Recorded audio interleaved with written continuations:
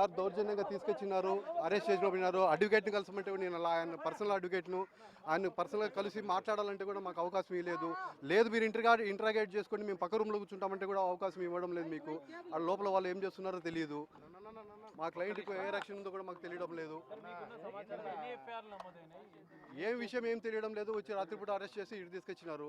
Notice ఒకటి ఇచ్చినారు, నిన్న అరెస్ట్ చేసినారు. ఈ రోజు డేట్ ఇచ్చినారు. దాంట్లో కూడా నోటీస్లో కూడా నిన్న అరెస్ట్ చేసినప్పుడు నిన్న నోటీస్ ఇవ్వాల, ఈ రోజు డేట్ వేసి నోటీస్ ఇచ్చినారు.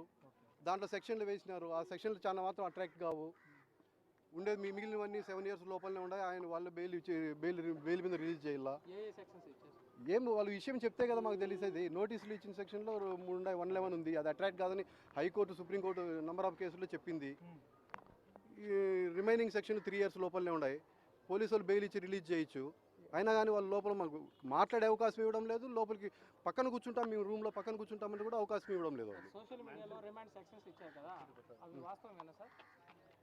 సార్ వాస్తవం అంటే వాడు ఏమి రాసినారో చూస్తే కదా సార్. ఎఫ్ఐఆర్ ఇస్తే ఎఫ్ఐఆర్లు చూసి అవి నిజమా కాదా అని చూసి చెప్తాం సార్. ఏమి పేపర్ కూడా ఇవ్వడం లేదు కదా వాళ్ళు. సార్ ఇంటరాగేట్ చేసేటప్పుడు క్లయింట్ను కలిసేదాన్ని అడ్వకేట్కి అవకాశం ఇవ్వాల. సుప్రీంకోర్టు జడ్జిమెంట్స్లో ఉన్నాయి, వాళ్ళ అవకాశం ఇవ్వాల. ఒకవేళ ఇంటరాగేట్ చేసేటప్పుడు మా పక్కన కూర్చోమని చెప్పచ్చు, కానీ వినపడినంత దూరంలో మేము కూర్చొని వాళ్ళు ఇంటరాగేట్ చేసుకోవచ్చు. మాకు హక్కు ఉంది, పోయి కలిసే హక్కు. ఆ అవకాశం కూడా ఇవ్వడం లేదు వాళ్ళు. ఖచ్చితంగా లీగల్గా దీని మీద యాక్షన్ తీసుకుంటాము. హైకోర్టులో రిట్ వేస్తాము. ఇప్పుడు మేజిస్ట్రేట్ దగ్గర ప్రొడ్యూస్ చేసినప్పుడు కూడా ఈ విషయాలన్నీ చెప్తాము.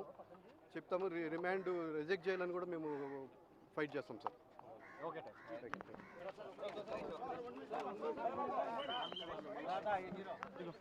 అవకాశం ఏంటి, మేము మాట్లాడాలంటే మమ్మల్ని లోపల కూడా రావలేదు. తర్వాత వచ్చి మేము లేదులేండి ఆయన ఇంటరాగేట్ చేసుకోండి, మీరు ఇంటరాగేట్ చేసుకొని మేము పక్క రూమ్లో కూర్చుంటాము, ఏం జరుగుతుంది అంటే అంత కూడా అలౌ చేయమని గేట్లు వేసేసినారు. ఇది సార్ విషయము. మేము ఈ విషయంలో హైకోర్టు పోతాము, ఖచ్చితంగా రిట్ పిటిషన్ వేస్తాము. మేజిస్ట్రేట్ దగ్గర కూడా రిమాండ్ ఇచ్చేటప్పుడు ఈ విషయాలన్నీ చెప్పి ఆడ ఫైట్ చేసి రిమాండ్ రిజెక్ట్ చేయాలని కూడా మేము పోరాడతాం సార్.